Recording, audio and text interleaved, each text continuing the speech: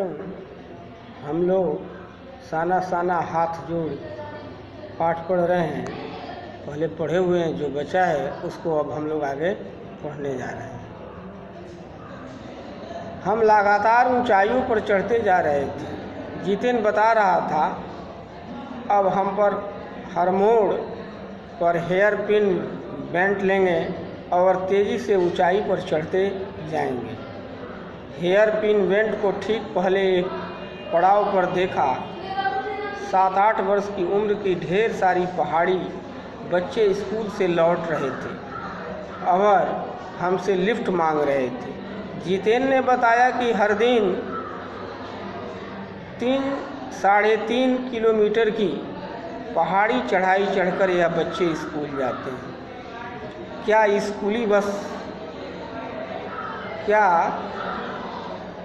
स्कूली बस नहीं है? मणि के पूछने पर जितेन हंस पड़ा। मैडम, यह मैदानी नहीं पहाड़ी इलाका है। मैदान की तरह यहाँ कोई भी आपको चिकना बर्फीला यानी तोंद निकला हुआ नहीं मिलेगा। यहाँ जीवन कठोर है। नीचे तराई से ले देकर एक ही स्कूल है। दूर दूर से बच्चे उसी स्कूल में जाते हैं और सिर्फ पढ़ते ही नहीं, इनमें से अधिकांश बच्चे शाम के अपनी माँओं के साथ मवेशियों को चराते हैं, पानी भरते हैं, जंगल से लकड़ियों के भारी भारी गट्ठर ढोते हैं। खुद मैंने भी ढोए थे।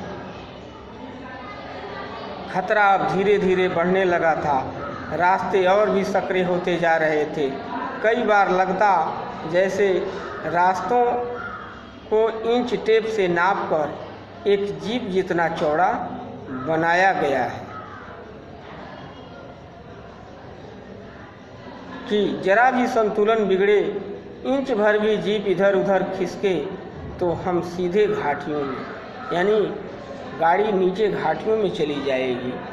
इन रास्तों पर जगह जगह लिखी चेतावनियाँ भी हमें खतरों के प्रति सजग कर रही थी। सामने ही लिखा था, धीरे चलाएं, घर में बच्चे आपका इंतज़ार कर रहे हैं। थोड़ा और आगे बढ़े कि फिर एक चेतावनी, bear care man eater around. पर हमें नरभक्षी जानवर नहीं, दूध देने वाले याक दिखे, काले काले ढेर सारे याक।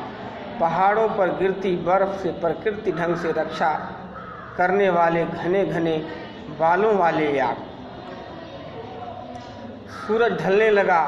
हमने देखा कुछ पहाड़ी औरतें गायों को चराकर वापस लौट रही थीं। कुछ के सिर पर लकड़ियों के भारी भरकम गट्ठर थे। ऊपर आसमान फिर धुंध और बादलों से घिरा हुआ था।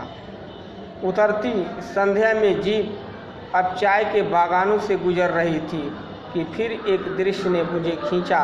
नीचे चाय के हरे भरे बागानों में कई युवतियाँ बोकू पहने सिक्किमी परिधान चाय की पत्तियाँ तोड़ रही थीं। नदी के तरफ उफान लेता यौवन और शर्म में दमकता गुलाबी चेहरा एक युवती ने चटक लाल रंग का बोकू पहन रखा था। सघन हरियाली के बीच चटर रंग लाल डूबते सूरज की स्वर्णिम सात्विक आभा में कुछ इस कदर इंद्रधनुषी छटा बिखेर रहा था कि मंत्रमुग्ध सी मैं चीख पड़ी। इतना अधिक सौंदर्य मेरे लिए असह्य था। युमथांग पहुंचने के लिए हमें रात भर लायुंग में पड़ाव लेना पड़ा। पहले लायुंग में रुकना पड़ा। गगनचुंबी पहाड़ों के तल में सांस लेती एक नन्ही सी शांत बस्ती लायुंग। सारी दौड़ धूप से दूर जिंदगी जहाँ निश्चिंत सो रही थी, यानी वहाँ कोई नहीं था, एकदम शांति थी।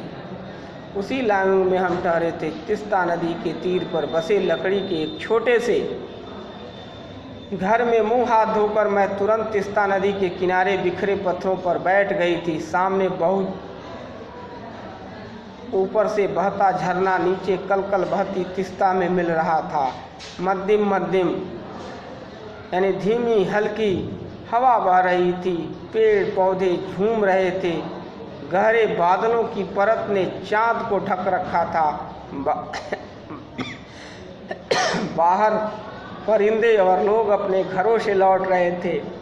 वातावरण में अद्भुत शांति थी।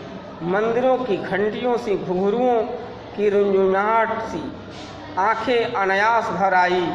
ज्ञान का नन्हा सा बोधित सौ जैसे भीतर उगने लगा। वहीं सुख, शांति और सुकून है, जहाँ अखंडित संपूर्णता है। पेड़ पौधे, पशु, आदमी सब अपनी लय, ताल और गति में हैं। हमारी पीढ़ी ने प्रकृति को इस लय, ताल और गति से खिलवाड़ का कर अक्षम्य अपराध किया है। हिमालय अब मेरे लिए कविता नहीं, दर्शन बन गया था। आज बस इतना ही, आगे कल पढ़ाई।